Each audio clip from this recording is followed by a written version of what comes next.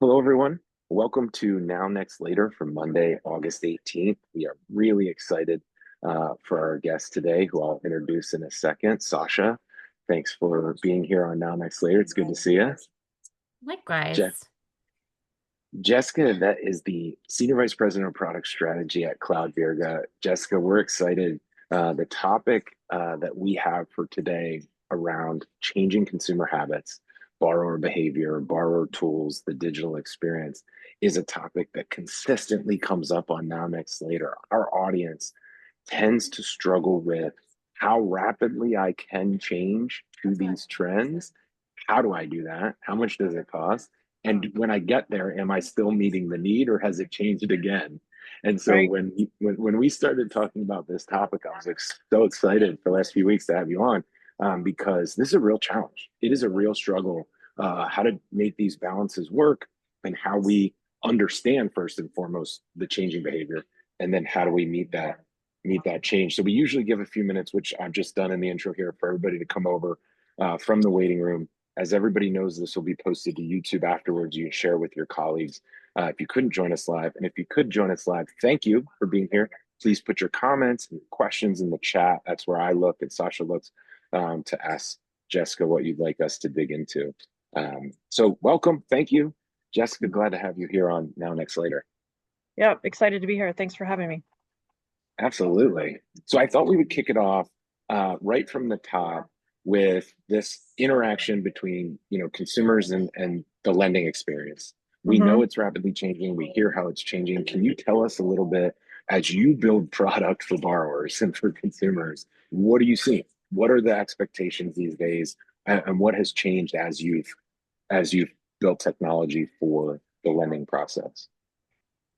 Well, I mean, I think at its core, we have not historically built technology for the consumer. We spend a lot of time building technology for our internal processing, for our loan officers, for our brokers, for all points in between, but we don't typically think of the consumer as driving the process. So a lot of times there, is certainly consumer point of sale. There are a lot of them out there. There are varying degrees of maturity, but they're almost an afterthought in the process. And so I think as trends shift, as the home buying age shifts, the generational preferences and gaps, we're really focused on a couple of things. One, actually asking the consumer what they want. So we spend a lot of time Mhm. actually surveying consumers, looking for data, focused on consumer sentiment, what they're expecting, and really looking cross channel, meaning consumers don't really make a distinction in experience by industry. So they're not really saying, well, I'll tolerate this subpar experience because it's a financial services Yeah. company, right? They're Right. expecting the same experience they get with Amazon, with their lender, with any other, company or entity they deal with on a day-to-day basis. Hmm. And the younger generations are really focused on an experience they can manage themselves. There's a lot of, data out there suggesting that, millennials and Gen Z actually have a potential real phobia of telephone calls, and Okay. to a Yep. substantial number, actually, certainly greater than 50%. Some studies say up to 70%. I mean, it's a really interesting factoid to really dive Yeah. into. But if people don't want to talk on the phone, and our business has been historically built to some degree on that, if you're future proofing your designs and your solutions, you really have to be thinking about those expectations from a consumer. So their ability to kind of do things on their own and engage people when they want to, I Hmm. think is a crucial piece, but also really thinking about personalization and how retail industries have done those things really well, and carrying that forward into the mortgage experience. So it sounds like, one of the key things, and we talk about, or the industry talks about trying to compete with the Amazon experience or trying to Right. recreate the Amazon experience. But to your point, we've never really had the opportunity to do that truly, because the transaction is so infrequent. And to be honest, for lack of a better way to put this, we hold all the power, right? They Right. want money from us, and so we hold the keys to the kingdom, so to speak, their house, and it makes us kind of drag out the process of innovating for Right. them, because we're not going to see them again for 3, 5, 7, 10 years.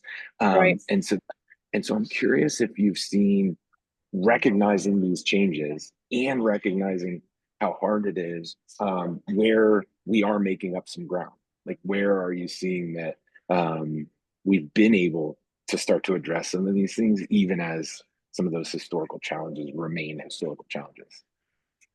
Well, I think in a lot of cases, a lot of companies have started to really spend some time on their digital experience and making sure that they're offering the consumer something a little bit more mature and robust in that respect. I also think lenders that offer both an origination and a servicing arm and are attempting to recapture their own business are incentivized to set the right Hmm. tone at the early stage in the onset and making sure those experiences are seamless. And certainly lenders that have a multitude of products and a full product suite are certainly motivated to try to recapture their business, right? Because that's a life lending, right?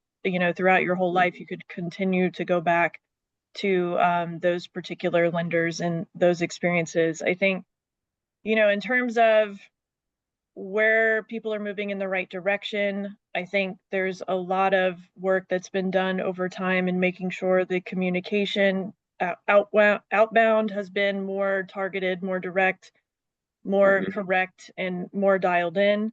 I think, like I said, those lenders that have multitudes of products have done a good job at starting to align the consumer in a more personalized way. So personalization, as I mentioned, isn't necessarily just rewards or fast shipping or those kinds of things or knowing your sales preferences. It's really talking to you personally, understanding your data, offering you things at the right time. Hmm. That I think is the crucial part of personalization. And I think lenders are starting to really interpret that, even if they don't know that's what they're doing and haven't really seen all of these personalization studies that exist out there in retail. I think that has been an area people have spent a lot of time and continue to Hmm. obviously spend time on their loan officers and making sure that that experience is crisp for them so that it manifests in a way that's faster for the consumer. So I think we've done a good job generally at getting faster. Now it's kind of getting deeper and more connected, I think is going to be the key. Yeah, that's a great point. When I Jessica, was when you at give Rocket, I these, used to say, go ahead, Sasha. Sorry. no, no, no, you finish the thought. I was just gonna say, like, as a consumer, I want what I want when I want it. Mhm. And that's just my expectation. And if you can't Right. figure out what I want when I want it, that's not my problem, type of thing. And so we had to update our thinking around that. Sorry, go ahead. No, you're fine. I was thinking the same thought, and then I was going to say the word high maintenance, and then I was like, yeah, but you're kind of high maintenance yourself, so maybe just don't say that. Because I do want what I want when I want to, so I can't really Mhm. complain about them wanting the same Me thing. too. But no, my question was going to be, do you survey on the things that they're not getting in their like disappointments, their frustrations, right? Things that they feel are still missing from that digital experience, and what are those? Yeah, we actually have done some surveys on digital sentiment and what consumers expect, and we found that, 76% of the consumers that had bought a home in the last 3 years said they wanted it to be even more digital the next time. Hmm. Um, but interestingly, there's also a fair amount of data out there that suggests that they're uncomfortable with the idea of like an AI solution being involved in underwriting to an almost equal number. Hmm. So the question is, well, what does it really mean if you want to be digital but not entirely automated? And I think what it really boils down to is giving them the control where it makes sense to give them the control. So, in terms of innovation and opportunity, there's obviously certainly been a lot of work in automating credit, automating verifications, automating doc generation or doc analysis, getting the right documents at the right time, mining data from that, setting the right expectation for the borrower. So what they really are looking for is clarity on expectations. So what does this require? What is it going to take me? I don't have a secret decoder ring. I don't know what this is. This may be the only time I ever execute this transaction in my life. Yeah. It feels overwhelming. It's obviously the largest purchase I'll ever make and, has a substantial impact on generational wealth, among other things, as we all know the merits of home buying. But it's still such a high risk, high anxiety type of transaction. You're setting yourself up for potentially a 30+ year commitment. So an experience that's easy to follow, intuitive, sets the right tone, tells me what I need to provide. Our motto has kind of been, I don't know what I need to specify that I want. I need you to tell me what I need to give you and make that very clear and crisp and cohesive throughout the entire experience. Give me real-time updates when they make sense. If you need something from me, let me know. And I think that's really the key and what people are really looking for in digital. It's not to say I don't want a person at all. Of course I do. I want to know there's someone there. I have a safety net. I have that personal experience with my lender, but that doesn't mean I don't want to control some of this myself. You know, I don't want to have to wait for some cycle, some loop on a document when we could just be communicating on this asynchronously through a chat or a text or an email or something like that, right? It's like this meeting could have been an email, and it's a similar, I think, experience for consumers sort of navigating, you know, a traditional mortgage. Yeah, Makes I sense. really like your point. I really like your point about we need to make it as flexible and easy as possible, but it needs to have this element of sophistication that reflects the seriousness of the product.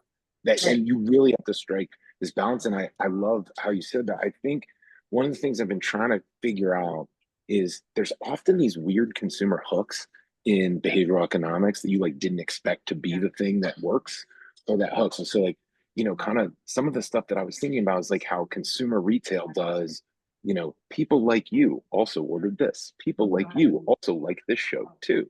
And I'm curious, are you seeing anything or trying anything in your research or your thoughts about those types of hooks that I traditionally haven't seen that much of in our industry, or it needs to be deeper and more robust to your point about the underwriting and the actual documentation?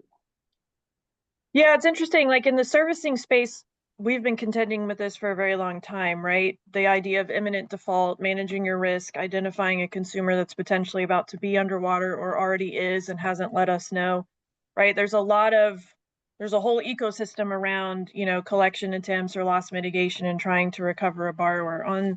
Certainly on the refinance side, we, you know, have a good understanding of how to monetize an existing portfolio and reach out to consumers at the right time.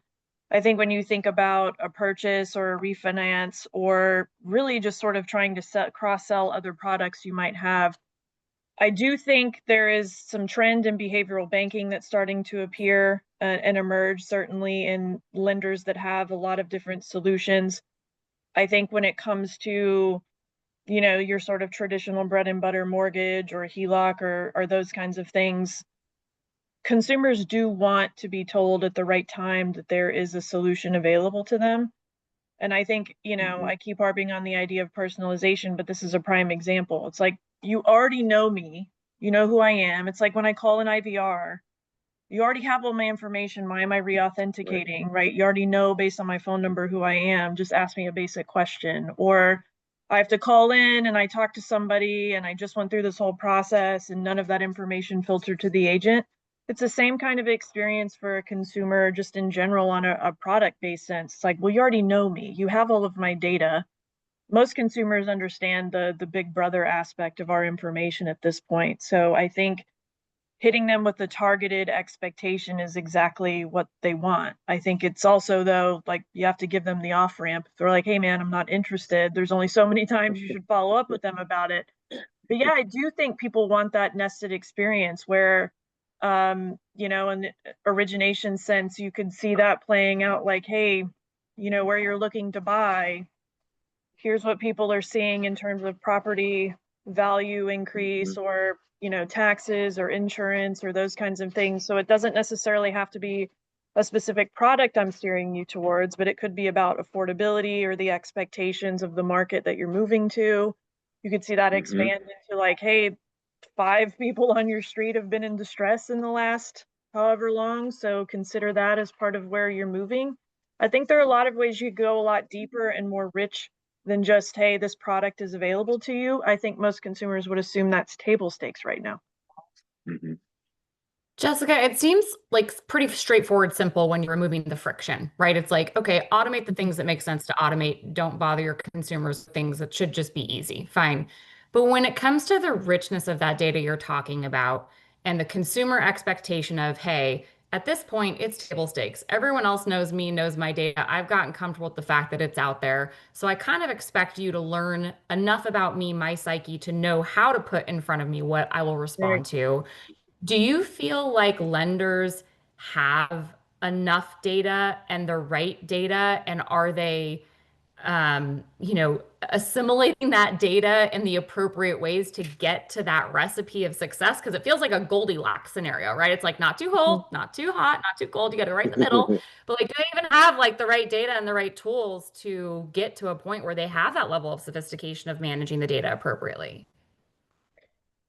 I mean, I think it depends on the context of the type of lender you are, how much data you have natively, if this person is already one of your customers or not. But you can certainly mine sentiment across like demographics and analyze those outcomes to, sort of make a recommendation that's relevant to the consumer you're talking to, even if they are in theory new to your business or your experience. Certainly in an organization that does a lot of communication outbound, you can start to mine that data holistically and sort of identify by demographic, by location, by region, by person type, the likelihood they'll answer a phone call at 5 p.m., the likelihood they'll respond to an email, people that are more apt to respond to a text message. I mean, there's a lot of different data points that you can analyze just off the data you already have, even if it's a macro level set of data, not necessarily a micro set for the person that you're talking to specifically.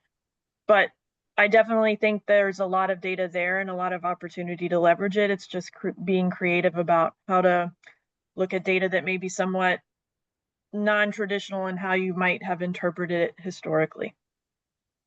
Yeah, I think that that question of we're gonna get, or we already are getting, is probably the better way to put it, an influx of data from our systems. How Mm-hmm. much of it can we really see? How much of it can we digest and look at? Can you talk a little bit about how you've seen success or best practices in tech companies or in lenders with that feedback loop? How do you, who's helping who figure out where we're understanding this data and how we're understanding this data, and then who, moves that into production, who moves it into build and then, deploys it. Yeah, I mean, I could give you the really techie answer, and the techie answer Yeah. is some level of data governance and management.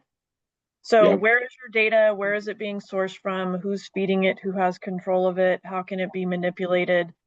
And establishing some practice to attempt to centralize it, Hmm. assuming you can. Yep. If you're not there, if the budget's not there, you at least need to have some understanding of what the data means. You might have 50 million databases living out there on a bunch of random servers people have spun up over time, but the crucial piece is like knowing where the data is, who has it, where it comes from. And then I think you can start to build some level of consolidation or amalgamation on top of that. But then you really need to have people that understand the actual tech practice of analyzing it, right? So Hmm. it's not just writing a SQL query, it's kind of understanding the ways in which to analyze the data to get to a set of outcomes that make sense that you can action. So it's kind of Hmm. setting up a set of metrics. It's like, hey, what are we trying to measure? What are we trying to get out of this data? Do we have this data? Let's do that gap analysis to confirm where it is, assuming we have it. Most of the data we're talking about you should have, otherwise you're probably not compliant. So the data's Hmm. there. It's just really thinking about it in a more end-to-end way than just sort of the initial one-to-one ratio of how data is often used. It's like, well, I do it for this and this is where it is and I'm only using it for this thing. But if I added 2 or 3 layers to it, now I've got something really interesting that I could leverage. Certainly, Hmm. there's a lot of talk about, CRMs and solutions that allow you to manage communication pathways. And I think there is certainly a case for that. It really depends on your budget and your size and how many loans we're talking about, but there's certainly value Yeah. in saying, I want to create a communication pathway on certain triggering events, certain data elements, certain experiences, and I want to escalate that pattern from a call to an email to a text to a what have you. Or if I can look at the data and say, I know Jeremy's never going to answer the phone. Hmm. So I'm not going to call Jeremy. I'm going to send him an email because I can see that he responds to those. He at least opens those, whereas he's never returned a voicemail. So it's really getting in the business of knowing your consumer by understanding the behavior. And even if you don't have some insane behavioral scoring mechanism, you can see the outcome and output. So it's just a richer way of interpreting your own data. I think the challenge for most lenders, servicers, large financial institutions is just the length of time they've been around, which means they have assimilated a number of homegrown solutions over time.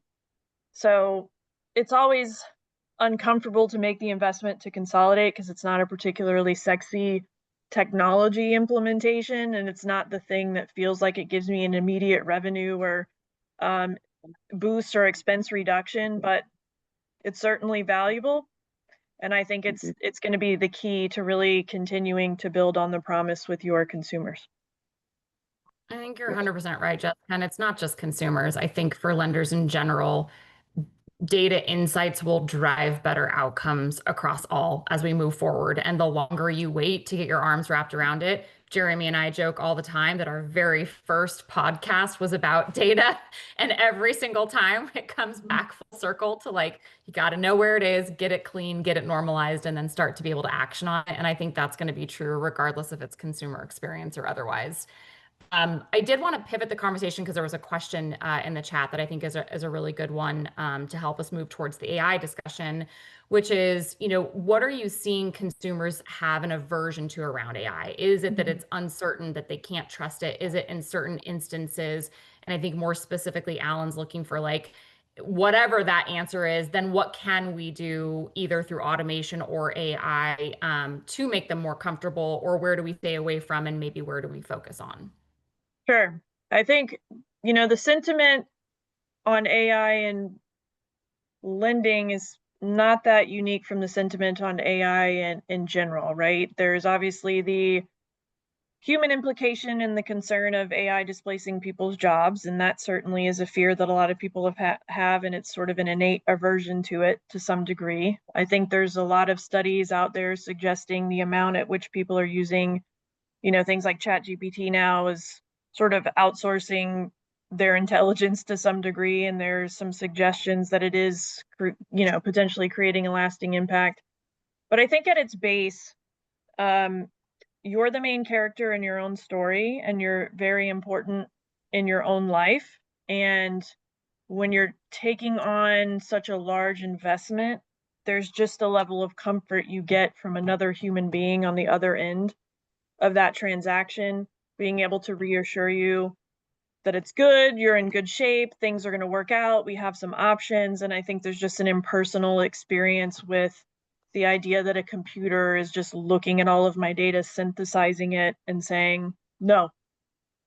And then there's no opportunity for wiggle room or, other alternatives if there's just sort of this engine.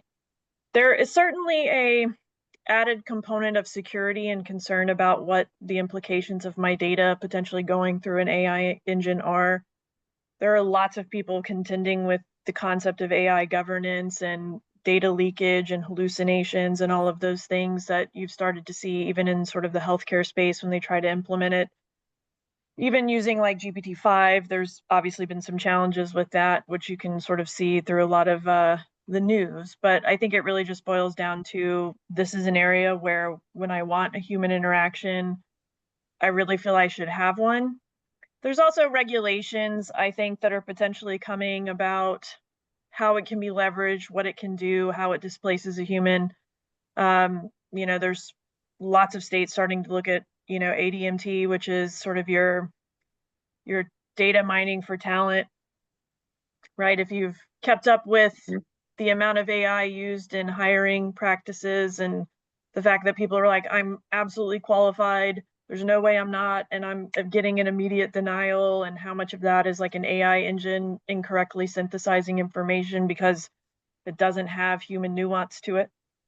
So, I think the realities and the opportunities in AI, I could see it going a few different ways. If regulation comes down, it's probably a consent-based mechanism. It's like, hey, we do use this technology, you can opt in or out and, go from there. And so the consumers that aren't worried about it, that view it as valuable, can sort of go down that pathway.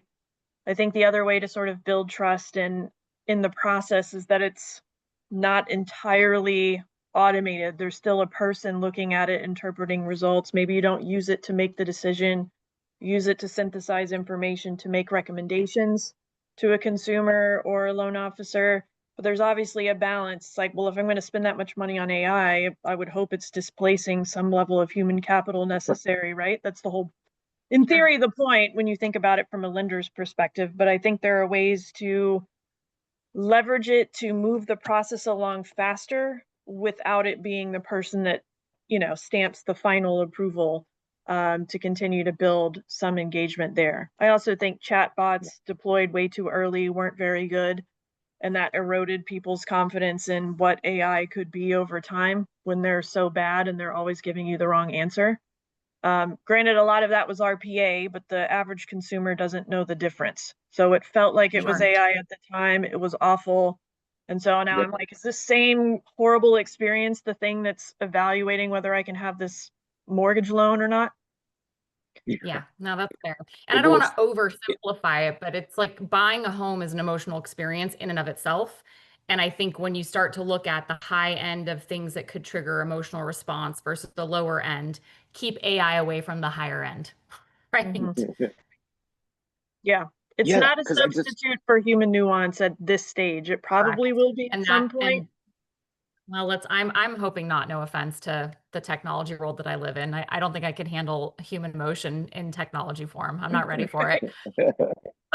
well, and that's the part that makes consent challenging, which is I will consent if I think it's valuable. If I know what I'm going to get, I'll say yes. Right now, I don't know what I'm going to get, so I'm not as interested in saying yes or opting in to a different flow. And then, this is now next later, so we always do like what's later. Someday, if you got a better price for opting in, we'd see a totally different behavior pattern because some people care about that more than others. And so, like, those are the key pieces when you ask up front. It's like I'll ask you up front, but do I know what I'm even being asked? Because I don't know what the value is yet. Right. And that's going to be a really interesting one. I just want to end on one question also related to this, Jessica, as an expert in building these things for both sides of the transaction, the lender customer and the consumer. One of the questions that came up over the last week a lot in my world was everyone's telling me just to get started, that you got to start somewhere with AI or with any kind of new evolving tech. You got to start somewhere, start small and work from there. But a lot of people are then saying, if I knew where to start, I would have already been working on that with my traditional team. So what am I supposed to do? Do you have any advice as you look at it, working with your lender partners, building, your tools internally? How should people think about getting started or showing early wins when this is such a big all-consuming possibility? Well, as a long-suffering leader in the project management and product ownership space, the real answer is don't build anything you don't have a value proposition for. Funds are limited. Somebody's going to ask you to pay back the check they wrote you. And if you're just doing things aimlessly, it's not going to work. The idea that you should just get started with no idea what you're doing, not great, because that likely means you deploy something internally or externally that doesn't work very well, it doesn't get adopted, and then people are frustrated. I think the number is like 70-ish% of technology investment ends up on the shelf, Oh, right? wow. Yeah, it's a huge number. Adoption is a real problem in our space, but not just our space, right? In general. Yep. So there Yep. has to be a reason I'm doing it, and there has to be a reason I, as the person receiving it, care about it enough to want to use it. So I don't think just getting started for the sake of getting started makes sense. I think it's number one, you have to have your structure set up in a way that you could even receive AI. It's not just something you can just turn on and voila, we're AIing it up, right? You have to actually have a strong data store. If you're going to run a chatbot through sort of a GPT style lens, the LLM has to be running on something. So do you have all of your processes documented? Do you have a way in which it can mine your data? Do you have a mechanism to tune it? And then if you're using it, when are you at a place where you feel like you can really unleash it? Have you considered what your percent threshold is for quality assurance? Like, is there a point where it's fully automated? Is it always going to have a person reviewing it? And who decides that? There's a lot of stuff you need to have set operationally. But I think The key is to find an area within your process that you know is inefficient that can be improved with a solution of that magnitude, and spend your time and invest and do the right thing. I don't think consumers care that much. So I don't think you're going to be out marketing and saying, hey, I have AI, come to me. They're going to say, okay, what's your rate? Right. Do you have the product I care about? I think it's all just us within the industry getting excited about the idea and the implications of it. And certainly people in my business that are trying to sell you a product want to offer it to you because it has really strong implications. But at the end of the day, is it right for you and where? And spend time really quantifying the opportunity rather than just doing something for the sake of doing it. Right. Well, we'll end on that note. Jessica, I think we could talk another, all afternoon, another hour on these topics. So we'll definitely look forward to keeping in touch and having you back. Today's episode is sponsored by CloudVirga. So check out the TROPOS platform and follow this conversation. Jessica, we're going to share this episode widely. We're going to have the clips and because this has been a great conversation to how to think about, especially at a strategic level, how to think about your roadmap and these takeaways that you've given us. So I really appreciate it. Thanks for, thank you for joining us. Thank you guys for hosting. Appreciate it. All right. Thank you, everybody. We'll be back next week at 1 Eastern on Now Next Later. Talk to y'all then. Thank you. Take care.